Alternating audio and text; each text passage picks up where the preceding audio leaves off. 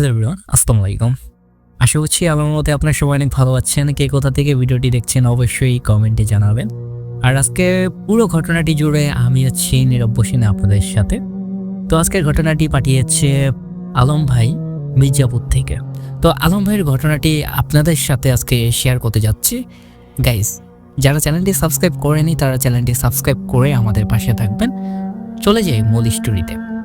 এই ঘটনাটি ঘটেছিল আমার এক নানা ভাইয়ের সাথে। নানা ভাই ছিলেন একজন রিক্সা চালক। তিনি বেশি টাকা আয়ের জন্য প্রতিদিন রাতে রিক্সা নিয়ে সারা রাত রিক্সা চালাতো। রাতের ভাড়া বেশি পাওয়া যেত, তাই সে রাতে বের হতো। নানা ভাই প্রতিদিন রিক্সা নিয়ে আমাদের শহর থেকে প্রায় 5 থেকে 6 মাইল দূরে ভাড়া নিয়ে গিয়েছিল। যখন সে ফিরে আসছিল তখন প্রায় রাত 2টা বা 3টা হবে। নানা ভাই যে রাস্তা দিয়ে আসছিল সেটা ছিল মাটির এবং কাঁচা রাস্তা আর কি। তো রাস্তার দুপাশে সারি সারি খেজুর গাছ, চারদিকে সবকিছু যেন নিস্তব্ধ হয়ে যাচ্ছে, কোথাও কোনো মানুষ নেই। নানা ভাই আর তার রিক্সার নিচে ঝুলিয়ে রাখা হারিকেনের আলোয় পথ চলছে। হঠাৎ পিছ থেকে কে যেন ডাক দিল, এই রিক্সা থামাও, আমাকে নিয়ে যাও। নানা ভাই রিক্সা থামিয়ে পিছনে তাকিয়ে দেখে এক সাদা লম্বা জুব্বাওয়ালা তার দিকে আসছে।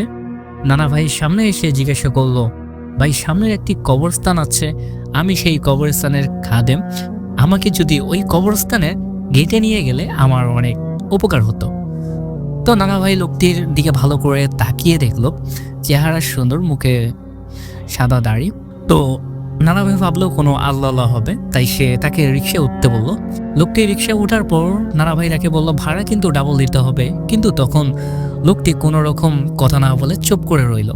যতক্ষণ পর্যন্ত কবরস্থান গেটে না পৌঁছালো, লোকটি নানা ভাইয়ের সাথে কোনো কথাই আর বলেনি। কবরস্থানে গেটে আসলে লোকটি নানা ভাইকে বলল, তুমি এইখানে দাঁড়াও, আমি এক্ষুনি আসছি। তাই বলে সে কবরস্থানের ভিতরে চলে গেল। কিছুক্ষণ পর একটি বস্তায় কি যেন নিয়ে ফিরে এলো। নানা ভাইকে বলল, তুমি আমাকে যেখান থেকে নিয়ে আসছো তুমি আবার সেখানে আমাকে রেখে আসো। অনেক রাত হয়েছে, তাই আর নানা ভাই ওদিকে যাবে না বলল ওই লোকটিকে। কিন্তু তখন লোকটি একটু রাগান্বিত হয়ে নানা ভাইকে বলল, তুমি আমাকে ওইখানে রেখে আসো, আমি তোমাকে মূল্যবান কিছু একটা দিব। তাই বলে লোকটি নানা ভাইয়ের হাতে কয়েকটি সোনার কয়েন দিয়ে বলল, এটা নাও, পরে আরো পাবে। আর চলার পথে একবারও পিছনে ফিরে তাকাবে না, যদি পিছনে ফিরে তাকাও তাহলে তোমার অনেক বড় ক্ষতি হয়ে যাবে। নানা ভাই কিছুটা মনের মধ্যে ভয় নিয়ে চলতে থাকলো। তারপর সে নিরুপায় হয়ে লোকটিকে বসিয়ে তার গন্তব্যস্থানে পৌঁছে দিতে লাগলো।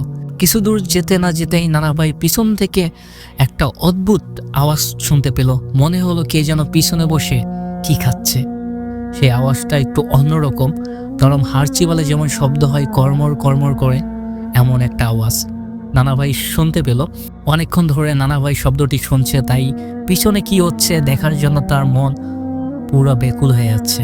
তখন নানা ভাই লোকটির নিষেধের কথা একদমই ভুলে গেল। নিজেকে সামলিয়ে ভয়ে ভয়ে সে পিছনে তাকিয়ে দেখলো কি ভয়ঙ্কর দৃশ্য। তার পিছনে বসা লোকটি আসলে মানুষ নয়, সে একটি বাচ্চাকে চিবিয়ে খাচ্ছে। এমন এক ভয়ঙ্কর দৃশ্য যেটা চোখের দেখার নয়। হঠাৎ লোকটি যখন বুঝতে পারলো নানা ভাই তার বাচ্চা খাওয়া দেখে ফেলেছে, সে এমন ভয়ঙ্কর রূপ ধারণ করলো যা দেখে নানা ভাই ওই জায়গাতে ভয়ে অজ্ঞান হয়ে পড়ে থাকে। রাত শেষ হলে ওই এলাকার কিছু মানুষ নানা ভাইকে হাসপাতালে ভর্তি করে, খোঁজ নিয়ে আমাদেরকে জানায়। কিন্তু এর কিছুদিন পর নানা ভাই মৃত্যুবরণ করে। আর ওই লোকটির দেওয়া সোনার মোহরগুলো কোথায় হারিয়ে গেল সেগুলো আর খুঁজে পাওয়া যায়নি। এই ঘটনাটি নানা ভাই তার স্ত্রী মানে আমার নানিকে মারা যাওয়ার কিছুদিন আগে বলে। আর সেই ঘটনাটি আজকে নীরব ভাইয়ের সাথে শেয়ার করলাম। আশা করি নীরব ভাই আমার ঘটনাটি আপনাদের সাথে শেয়ার করবে। গাইস, ভিডিওটি কেমন লাগলো অবশ্যই কমেন্টে জানাবেন। দেখা হচ্ছে সুন্দর একটি নতুন ভিডিওতে।